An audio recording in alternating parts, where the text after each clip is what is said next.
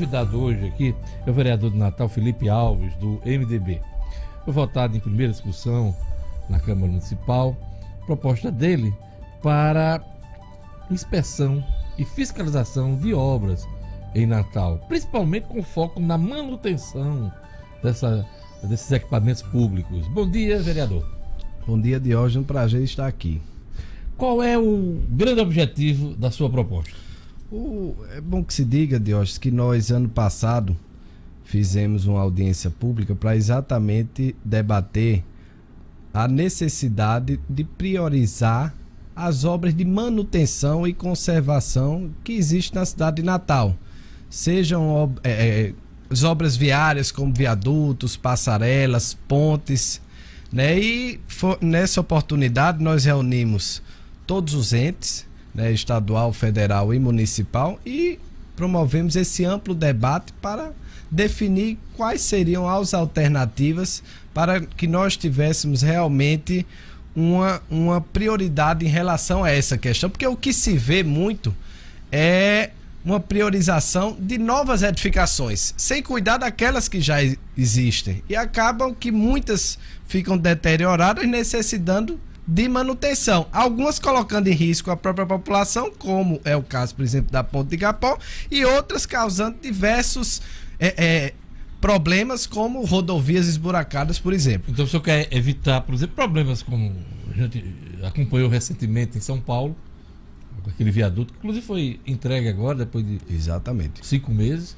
E Brasília até hoje tem um viaduto lá, uma parte do viaduto do centro da cidade, que desabou também, que até hoje está em obra. Então o senhor quer evitar esse tipo de coisa. Exatamente. E a sua proposta é resultado dessa audiência pública. Exatamente. Então, a partir daí, nós formulamos esse projeto, ouvindo todos esses personagens, que coloca a necessidade de, em relação às obras de infraestruturas, as empresas elas exibirem um plano de manutenção, né, quando da edificação dessas obras. O que existe hoje é até uma ausência de elementos para a própria fiscalização do Ministério Público, do Poder Legislativo, né, do Tribunal de Contas, do CREA, para saber quais são os prazos, né, quando deverá ser feitas as obras de manutenção. Então, o nosso projeto coloca que as empresas elas têm que informar o detalhamento dos materiais utilizados na obra, o tempo estimado para inspeção e fiscalização, informando da necessidade da manutenção.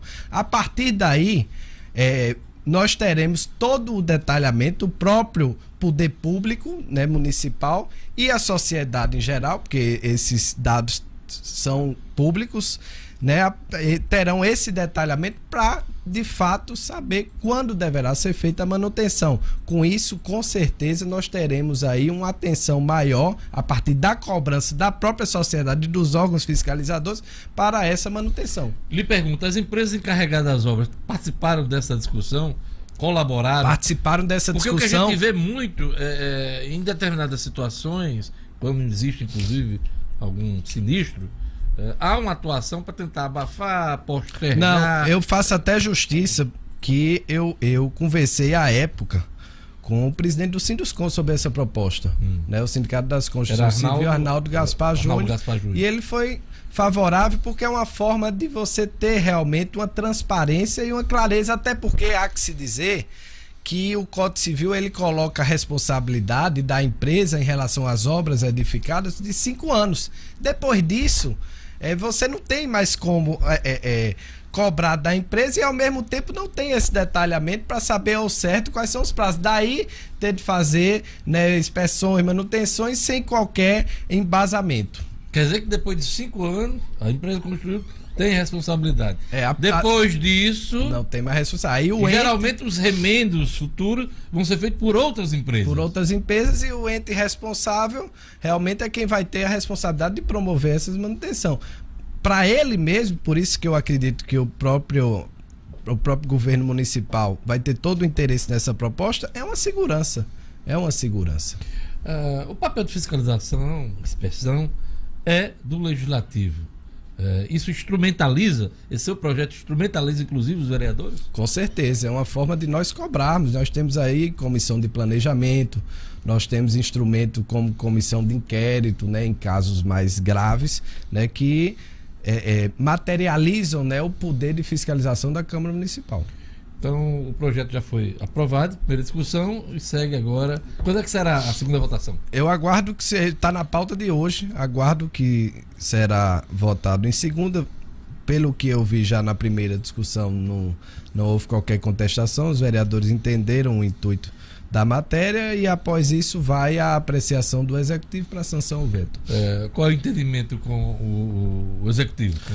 Eu, como já disse, espero que seja sancionado, até porque vem a assegurar o próprio Executivo, né, dar uma proteção e dar maiores dados para que ele possa realmente levar adiante essa prioridade de conservação e ao mesmo tempo também fico tranquilo porque o próprio Executivo nessa audiência pública municipal, não apenas municipal, mas estadual e federal estavam bem representados, onde nós publicizamos essa ideia. Nós tivemos a recuperação do viaduto Baldo, né? Durante anos. Ficou parado por muito tempo. Parado, interditado. A obra foi realizada. Então, esse é um exemplo de obra que precisa de manutenção, às vezes de uma recuperação, e algumas até não tem nem como recuperar, né, vereador? E acaba, por exemplo, o Baldo é um exemplo, né, de uma obra aqui no município de Natal, de responsabilidade do município, ficou interditado por muito tempo e acaba que vem outras empresas e há essa discordância às vezes técnica, né? Orçamentária. Outro exemplo é a própria Ponte de Igapó, que é uma obra do governo federal, mas já se passaram décadas e também não foi feita ali é federal, ali? Manutenção, responsabilidade do DENIT, que também estava presente nessa audiência pública. É algo, eu sinceramente, Jorge, eu nunca vi ninguém dizer, não, esse equipamento aqui está condenado e vai cair se alguém passar por cima. É muito raro. Quando os desastres acontecem, não existe esse alerta anterior. Daí a nossa preocupação, que eu acho que é a preocupação de prevenção de toda a população, de que as coisas sejam realmente transparentes e que haja um cronograma de manutenção dessas grandes obras edificantes. Nesse seu estudo, para embasar o projeto que já foi aprovado em primeira discussão na Câmara, o senhor se deparou com algumas obras, citou algumas delas, Ponte de Igapó, citou também, o senhor citou outra coisa aqui. O Baldo, né? O Baldo a gente citou, mas o senhor citou outra obra. Rodovias mesmo. Rodovias. Mas quais as obras que, na sua avaliação, precisam de um cuidado maior? Olha, nós temos Chegou a fazer uma lista dessas essas obras viárias é que merecem maior atenção, até porque tem um desgaste maior, né? Por exemplo, rodovias, você tem ali um movimento de transporte 24 horas por dia. Passarelas, por exemplo, as pessoas transitam e um acidente ali é fatal, né? Pontes da mesma forma. Então eu acredito como foco dessa questão as obras viárias, né? Desde pontes, viadutos até as próprias rodovias, que nós temos aí reclamações diárias em todos os cantos da nossa cidade, nas outras cidades também, em relação à situação das vias públicas. Tá de parabéns o vereador Felipe Alves por essa proposta, aliás, não só ele, mas os pares, né, que aprovaram em primeira discussão essa matéria importante. Eu queria falar sobre o plano diretor. Como é que está a discussão? Está ganhando corpo de uma vez por todas na Câmara? A Câmara, as discussões já estão havendo, sobretudo no âmbito da Comissão de Planejamento. Nós estamos na expectativa da chegada desse plano diretor. É um desafio, uma votação complexa. O que existe, a meu ver, é uma necessidade de nós observarmos quais são os problemas atuais existentes, e para isso nós teremos que ouvir a sociedade civil organizada, as entidades interessadas no tema para que nós possamos, claro, de forma sustentável. O plano diretor ele norteia, né, um desenvolvimento sustentável, mas nós precisamos priorizar, eu acho, nesse momento, o desenvolvimento da nossa cidade, né? Nós temos aí capitais vizinhas, como a própria João Pessoa, não vou nem comparar com Recife e Fortaleza, porque tem uma economia muito mais forte que o Rio Grande do Norte, mas a própria João Pessoa que está avançando, né? E Natal muitas vezes perde investimentos porque diante de uma burocracia excessiva que existe. E isso eu acredito que passa pelo plano diretor. O plano diretor, acho que não vai Não é a panaceia. Não vai revolucionar, não vai causar milagres, mas é um instrumento importante, né, que trata sobre a ocupação do solo, e a partir daí nós temos de identificar quais são os problemas para nós termos o maior desenvolvimento. E o poder público não é nem não colaborar com o desenvolvimento, mas não pode atrapalhar, né? Quem quer investir na nossa cidade tem que ter um ambiente propício, não pode ter um ambiente hostil. Afinal, teremos ou não reforma administrativa da Prefeitura de Natal? Pergunto isso, que o próprio prefeito aqui nessa bancada falou que só estava esperando a conclusão do Instituto Dom Cabral, da consultoria, para encaminhar a proposta de reforma administrativa. Nós estamos também na expectativa. O prefeito vem falando desse tema já há algum tempo, desde o fim do ano passado. Essa reforma ainda não foi publicizada para nós vereadores. Chegou a dizer aqui que metade das secretarias vai... Oficialmente nós ainda não temos essas informações. Toda reforma, ela merece uma discussão ampla, né? E o que eu vejo como prioridade aí é o enxugamento de custos. Isso é necessário, não apenas por parte da Prefeitura de Natal, mas todos os entes, porque a realidade econômica do país mostra-se muito difícil, desafiadora, e os entes têm que fazer o dever de casa, mas ao mesmo tempo também uma reforma administrativa ela não pode prejudicar os serviços. Eu já votei como vereador algumas reformas lá na Câmara, e sempre é um desafio ter esse equilíbrio entre a economia, o enxugamento, e ao mesmo tempo não perder a qualidade dos serviços. Aproveitando o que o senhor está dizendo, esses projetos que o senhor aprovou ao longo desse tempo foram eficientes? Foram eficazes? Muitos foram eficientes. É claro, Diógenes, que nós temos aí, quando aprovamos um projeto, nós ficamos às vezes na mão também dos órgãos fiscalizadores e dos que executam. Na maioria das vezes, o executivo é quem executa o projeto. Nós temos de ficar numa cobrança diária, mas nesses 2 mandatos eu já tive a alegria de ter muitos projetos que saíram do papel. É isso aí. E licitação de transporte público? Também Vocês votaram 2 projetos, né? Foram, inclusive, uma revisão, inclusive, um projeto que vocês aprovaram no passado. Que fim vai levar? E atrelado a isso a questão da tarifa, né? Há um pedido do setor para aumento da tarifa, inclusive com alternativa até de redução de tributação. Esse projeto de licitação é um dos projetos que eu mais quero sair do papel, né, virar realidade.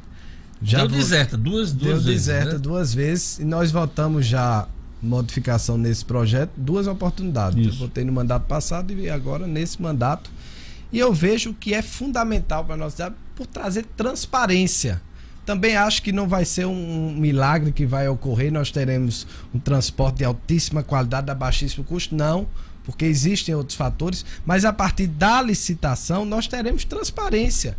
Nós teremos de fato, né, o interesse dessas empresas nesse sistema que está atualmente, porque o que parece a cada ano que passa é que o sistema é deficitário, as empresas não têm interesse, sempre querem um reajuste de tarifa, e ao mesmo tempo nós não temos a clareza necessária para saber qual é o custo desse transporte. Tá, mas eu lhe pergunto, a margem para a discussão sobre isenção de ISS no transporte coletivo? Olha, seria uma alternativa que daria margem para a redução da tarifa. E isso não é algo que não ocorre nas outras cidades. Não é uma exceção. Muitas outras capitais já deram esse desconto. De 27 capitais, 22. Isso. Já então, é uma alternativa. Agora, é claro, isso aí tem de partir do Executivo. Nós da Câmara Municipal não podemos gerar essa iniciativa, até por uma questão legal, tributária, não. Pode propor. Não, porque qualquer matéria que interfira em receita deve partir do Executivo. Né? Do Executivo. Então, nós ficamos muito dependentes do Executivo nessa discussão. Eu defendo que haja uma discussão ampla, não apenas com o município, mas com o próprio Estado também, que cobra ICMS, né, com a União. Todos eles tem realmente recursos a partir do transporte público, a partir dos tributos. Eu defendo que o assunto deve ser discutido nas três esferas, claro, porque, e não só pela Prefeitura de Natal. Natal. Porque na medida em que você divide isso, o impacto é menor. O impacto é menor. Há uma margem de negociação maior. Agora, isso deve vir acompanhado, eu acredito e torço muito, da licitação, porque aí é o momento propício para você ter a transparência e saber de fato, nós temos a prefeitura que divulgar esse edital que será lançado, né, no país todo, para que possam surgir também empresas, né, de outros estados, para que a disputa não seja apenas regional, né, e que nós tenhamos realmente uma proposta que saia do papel. A Câmara Municipal acho que fez o seu dever, nós flexibilizamos um pouco o projeto para atrair mais interessados, conforme a Prefeitura tinha solicitado. Ao mesmo tempo, consideramos que alguns pontos nós não poderíamos flexibilizar, porque era de fundamental importância para a qualidade do sistema, e acho que tivemos um projeto equilibrado. É isso aí. Eu queria agradecer a presença do vereador Felipe Alves aqui no Jornal 96. Ele falou principalmente sobre o projeto que obriga mais detalhes sobre a inspeção e fiscalização de obras, com foco na manutenção dessas obras, principalmente viárias aqui em Natal. Obrigado, Felipe. Eu é que boa sorte aí de hoje. na segunda discussão e na sanção do prefeito. Obrigado, viu? Obrigado a vocês. É isso aí. Olha, você acompanhou no Jornal 96. Paulo Guedes anuncia que tem 10 milhões de reais para ajudar estados em crise financeira. Pela segunda vez em menos de uma semana, Rodrigo Maia e Bolsonaro trocam farpas publicamente. Banco do Brasil apresenta proposta de negociação da folha salarial dos servidores do Rio Grande do Norte. Tá faltando aqui a proposta dos royalties, hein? Ninguém sabe. Antecipação dos royalties. Mulher presa e autuada por enterrar a filha recém-nascida no quintal de casa. Polícia Civil anuncia prisão de segurança que matou moradora de rua em Candelária. ABC leva passeio do Potiguar de Mossoró e está fora da final do segundo turno. Você acompanhou tudo isso aqui no Jornal 96. Vem aí Padre Francisco, com fé na vida, e siga com a programação da 96 FM. Eu volto amanhã. Tchau!